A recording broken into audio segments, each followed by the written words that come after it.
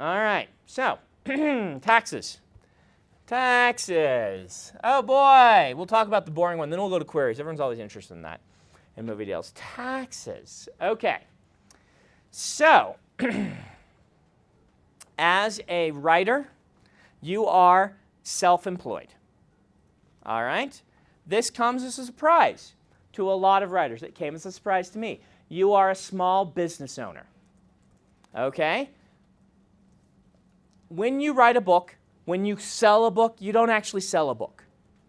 What you do when you sell a book to a publisher is you are licensing to them the right to publish that book for a set amount of time, depending on sales and things like that. You retain the copyright, and you are then a corporation who is licensing something to another corporation to sell. Just as if you had the designs for a new type of bathroom sink thingy, I don't know, a widget, and you went to somebody and said, "Will you license? Do you want to license this to sell my widgets?" It's actually, as far as the government's concerned, basically the same thing. Okay, that's what you're doing. That means you will be getting a 1099.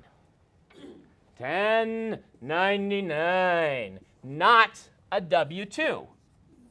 Nope, you don't get those anymore. So this is all like fascinating tax stuff, I'm sure. Are there any accountants in here? Yay, oh, that's right. Hey, this is fascinating to you. Resident accountant. Yes, resident accountant. If you write really well, maybe you'll end up in G.I. Joe. Yeah. Yeah. You can go meet Larry Correa. If you ever met him at some con somewhere, and you can commiserate about accountants who write sci-fi fantasy. So you don't get a W-2. What this means is basically, and you can correct me if I get anything wrong here, the 1099 is basically kind of what you get if you're an independent contractor. And this means a couple of things. Number one, when you start making over, ask your tax professional about this. I am not a tax professional. This, don't construe this the wrong way. But once you make over, I think it's like $500. Under $500 is like a hobbyist income, and it changes. But it's about that. Ask your accountant what it is. As long as you're under $500, nobody cares. Okay? Nobody cares if it's under $500, and you're okay. Once you start getting over that, then it's no longer hobbyist income, and you start having to deal with things like self-employment tax. What's self-employment tax? Anyone know? Other than you? Yeah. So it's basically taxes that you have to give to the government, because normally it's, if you work for a company or something like that, your company, based upon what you put on your W-4s, basically gives a certain amount to the government as taxes. Right. It's mostly actually Social Security, isn't it? Yeah. Mostly it's your Social Security. So your employer, Social Security is 15% of your income, and your employer pays 7.5%, and you pay 7.5%, or something like that. It's like 7.2, so it's like 14.5% or something. Basically, based on those allowances, then you take a certain amount to pay for taxes to help basically ensure that at the end of the year, when you do. No, that's withholding. That's not the self-employment tax. Okay. What I'm saying is at the end of the year, then you don't end up having to pay that all at once. No. It's paid by your employer. It's not taken out of your money.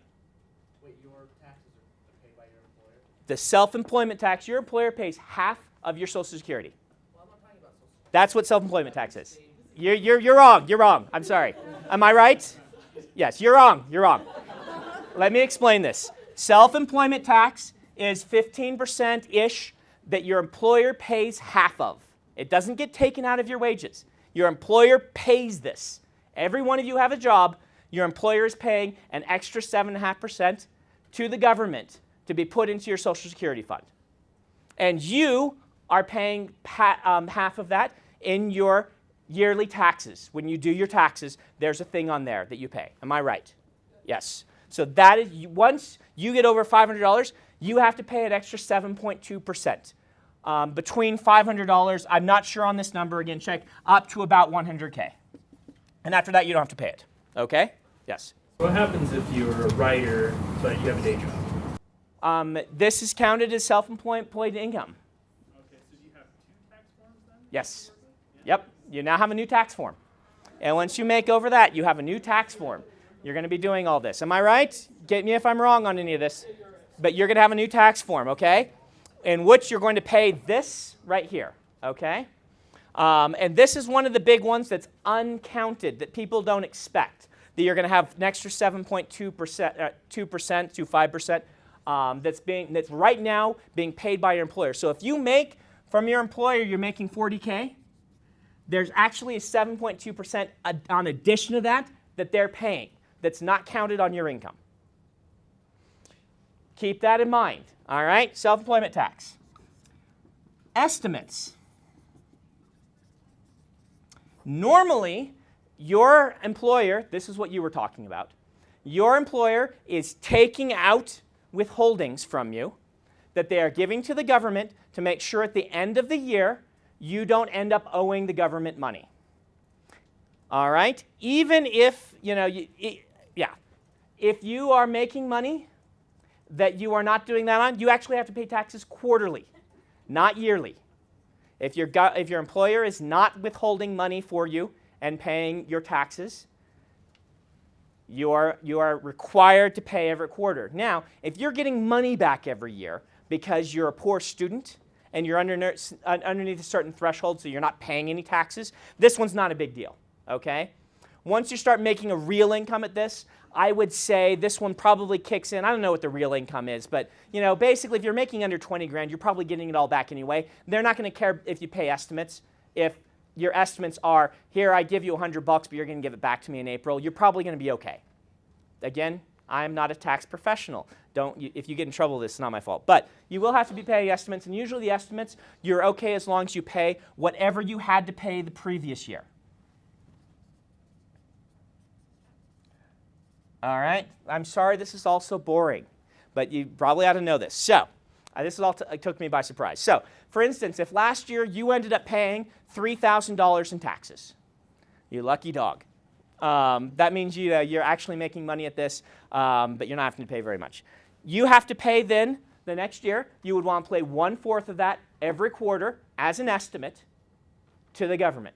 If you do that, you'll be safe. Even if you end up earning more than that and end up owing $6,000, if you've paid estimates based on the last year, you're going to be okay. You'll have to pay $3,000 at the end during tax period, and then the next year you'll have to pay on $6,000.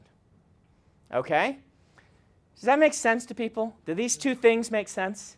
These are things that they don't tell you about. You didn't have a question? Okay. Okay. So, self-employment tax, it's estimates. I'm sorry, does that make sense? Yeah, that makes sense. You were thinking about these, weren't you? I'm thinking about 1099 because I've done work as a private contractor. Yes. Doing sales and stuff. And so I got a 1099, but basically what it was showing is that they didn't pay any of that estimate at all. Nope, they didn't. I had to pay that all myself. Yep. You're thinking about this one. And then they probably hit you with this too, but it's kind of muddled in there somewhere. And I didn't notice. Yeah. So these two things. Now there's also the one that you expect, which is insurance.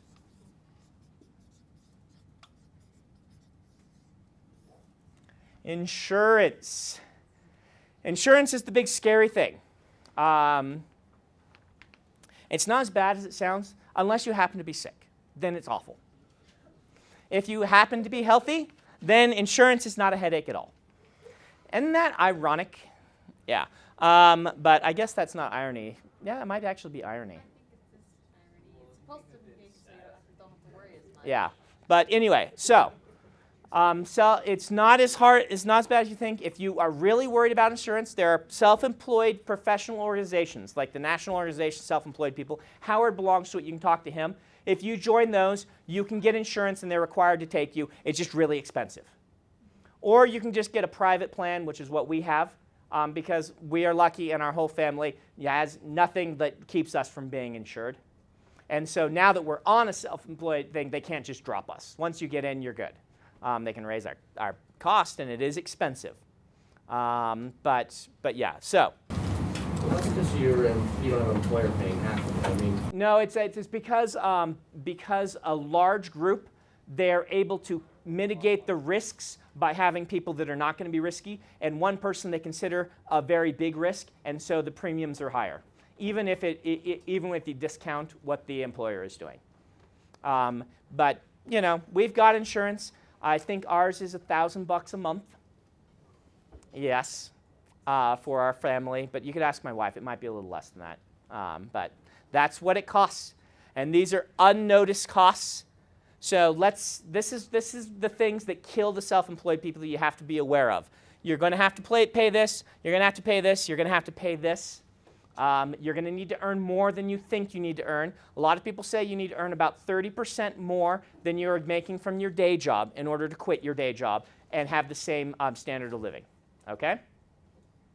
I don't know if it's quite that high, but that's a rule of thumb people have given. So be aware of this, the $500 thing.